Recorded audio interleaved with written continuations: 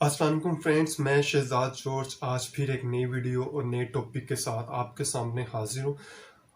आज का हमारा जो टॉपिक है कि स्टॉक एक्सचेंज दुनिया का बेहतरीन बिजनेस क्यों है और पाकिस्तान का बेहतरीन बिजनेस पाकिस्तान स्टॉक एक्सचेंज क्यों है। आज हम इसके फ़ायदे देखेंगे कि अगर एक आदमी ये बिज़नेस शुरू करता है तो उसे क्या क्या फ़ायदा होता है, और हम ये देखेंगे कि दुनिया के बेहतरीन इन्वेस्टर, बेहतरीन बैंक, बेहतरीन कंपनीज और म्यूचुअल फंड और बिजनेसमैन स्टॉक एक्सचेंज में इन्वेस्टमेंट क्यों करते हैं, उन्हें कौन सा फ़ायदा होता है जिसकी वजह से वो इन्वेस्टमेंट करते हैं। और अगर कोई दोस्त ये वीडियो देखने के बाद उसे ये लगे कि वो भी ये बिज़नेस स्टार्ट करना चाहता है, तो प्लेलिस्ट में लास्ट वीक मैंने एक वीडियो बनाई थी कि हम ब्रोकेज अकाउंट कैसे ओपन कर सकते हैं और हमें किन किन डॉक्यूमेंट की ज़रूरत पड़ेगी। तो उस वीडियो को जाके ज़रूर देखें और अपनी सरमायाकारी शुरू करें। और सरमायाकारी शुरू करने से पहले मैं आपको ये ज़रूर कहना चाहूँगा कि ये काम भी एक बिज़नेस है। इसे बिज़नेस की तरह समझें और इस काम को आप सीखें। इस काम में हमें सब्र का मुज़ाहरा करना होगा। चाहे हमें 1 साल लगता है, चाहे हमें 3 साल लगते हैं, हमें सब्र के साथ इस काम को सीखना होगा। और जब हम इस काम को सीख जाते हैं तो हमें फिर इस काम में इन्वेस्टमेंट करनी होगी, और ताकि हम पैसा कमा सकें। अब सबसे पहले हम इस कारोबार का जब हम करते हैं तो हमें क्या फ़ायदा लगता है, जिसकी वजह से ये कारोबार मुझे बहुत अच्छा लगता है। इस कारोबार का सबसे पहला फ़ायदा है कि ये नो क्रेडिट पे काम होता है। जब भी हम काम करते हैं, हम कैश पे काम करते हैं, हमें कैश ही खरीदना होता है और कैश ही बाय करना होता है। अगर आज हम शेयर खरीदते हैं तो 2 दिन बाद हमारे अकाउंट से पैसे कट जाएंगे। अगर आज हम शेयर बेच देते हैं तो 2 दिन बाद पैसे हमारे अकाउंट में आ जाएंगे। दुनिया में कोई ऐसा बिजनेस नहीं है जहां क्रेडिट पे काम ना होता हो।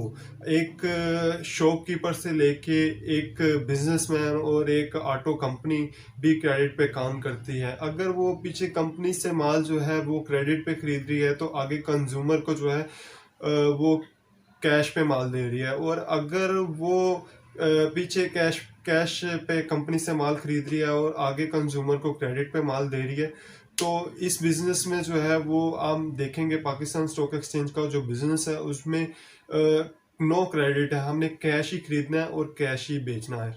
दूसरा जो बहुत अहम फायदा है वो ये नो बल्क डिस्काउंट। जब हम बल्क पे माल कहीं कहीं से भी खरीदते हैं तो हमें बहुत सारा डिस्काउंट मिलता है।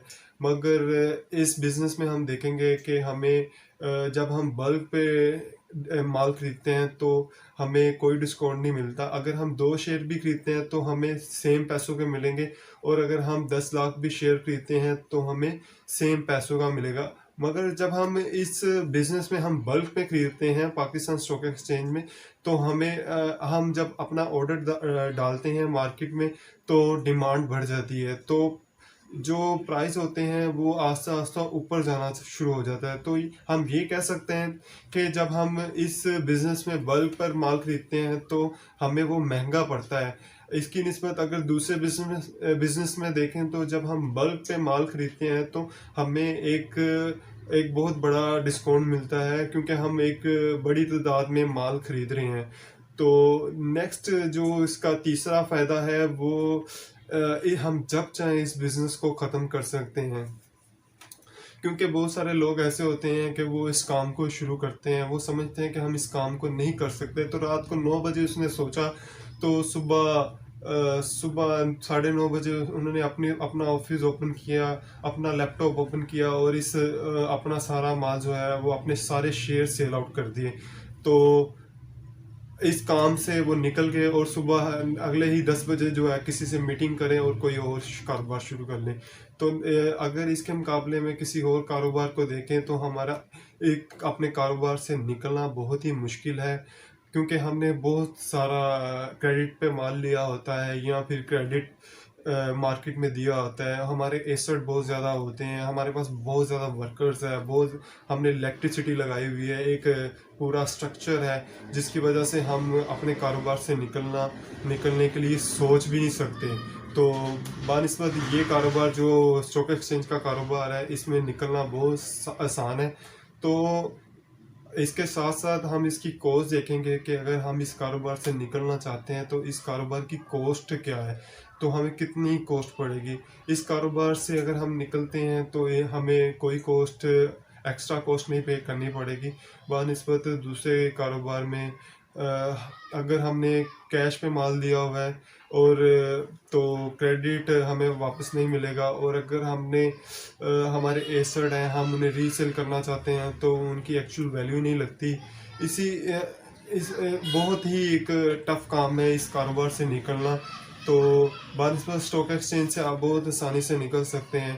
तो अगर हम अपने बिजनेस की एक्सपेंशन देखें कि अगर हम अपने बिजनेस को बढ़ाना चाहते हैं तो हम अपने बिजनेस को कैसे बढ़ा सकते हैं। हमारे पास एक लैपटॉप है, हम स्टॉक एक्सचेंज में इन्वेस्ट कर रहे हैं, तो हम अपने 50 लाख रुपए का काम कर रहे हैं, तो उसी 50 लाख को अगर हम 50 करोड़ में करना चाह रहे हैं तो सेम लैपटॉप आपको चाहिए, सेम वाईफाई चाहिए और सेम इलेक्ट्रिसिटी चाहिए, कोई एक्सपेंशन कॉस्ट नहीं है। बनिस्बत दूसरे कारोबार को देखा जाए तो आपके पास 20 वर्कर हैं, और अगर आप उसी कारोबार को बढ़ाना चाह रहे हैं तो आपको 100 वर्कर रखने पड़ेंगे, आपको एसेट बढ़ाना पड़ेगा, अपनी बिल्डिंग आपको नई से बाई करनी पड़ेगी। तो आपको एक्सपेंशन कॉस्ट जो है ना वो एक जो कारोबार की इन्वेस्टमेंट तो सेम है, मगर उस कारोबार को बढ़ाने के लिए जो है आपको जो पैसा दरकार होगा वो आपको एक्स्ट्रा पे करना पड़ेगा। तो अब नेक्स्ट जो इसका फ़ायदा है वो एप्सन है। आप अगर इस काम में को करते हैं तो आपकी हाज़िरी जो है वो ज़रूरी नहीं है। आप देखेंगे कि आपके जो शेयर हैं मार्केट में सुबह 9:30 बजे मार्केट शुरू शुरू होती है, शेयर बाइंग हो रहे हैं, सेल हो रहे हैं, तो आपका जो कारोबार है वो चल रहा है। इसमें आपकी एब्सेंस की जो ज़रूरत है वो ज़रूरत नहीं है। आप 3 माह के लिए हॉलिडेज़ पे जा सकते हैं, वापस आएँगे, अपना ऑफ़िस खोलेंगे, अपना लैपटॉप ओपन किया, फिर से काम शुरू।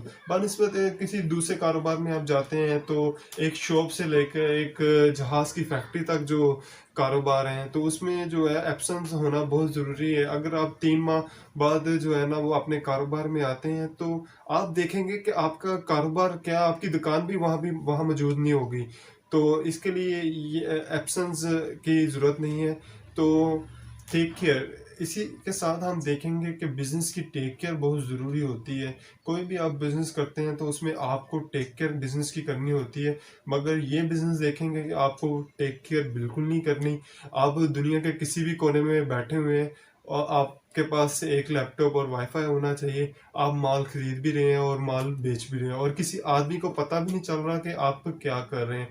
तो ये एक उसकी बहुत एक खासियत है कि आप दुनिया के किसी भी कोने में बैठे हुए हैं और आप अपना कारोबार कर रहे हैं। तो जैसे जैसे आपका काम बढ़ता जाएगा, आप फेमस होते जाएंगे, तो ये है कि गवर्नमेंट का इंटरफेयर बहुत ज़्यादा बढ़ जाता है, और इसके साथ लेबर लॉ के कानून बहुत सख्त हो जाते हैं। फायर लॉ जो है वो भी आपके पास आपसे डॉक्यूमेंट चेक करते हैं। तो मगर जब आप इस बिज़नेस को आप अपने स्टॉक एक्सचेंज के बिज़नेस को बढ़ाते हैं तो किसी डॉक्यूमेंटेशन की ज़रूरत नहीं होती। आप पूरा साल कमाएं और 1 साल में आप इनकम टैक्स पे कर दें, तो अपने घर में बैठकर और अपने ऑफिस में बैठ के आप अपना बिज़नेस करते रहें। तो ये भी खासियत इस कारोबार की बहुत अच्छी है। तो अभी इसकी जो खासियत है वो कम नहीं, ख़त्म नहीं हुई। तो इसके साथ एक इसकी खासियत है नो एडवर्टाइज। अगर आप ये बिज़नेस कर रहे हैं तो आपको नो एडवर्टाइज की ज़रूरत है ही नहीं।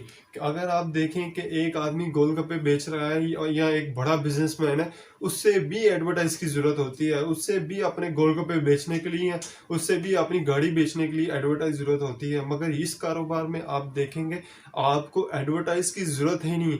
आपके शेयर खुद ब खुद बिक रहे हैं, खुद ब खुद खरीदे जा रहे हैं, और आपका काम चल रहा है।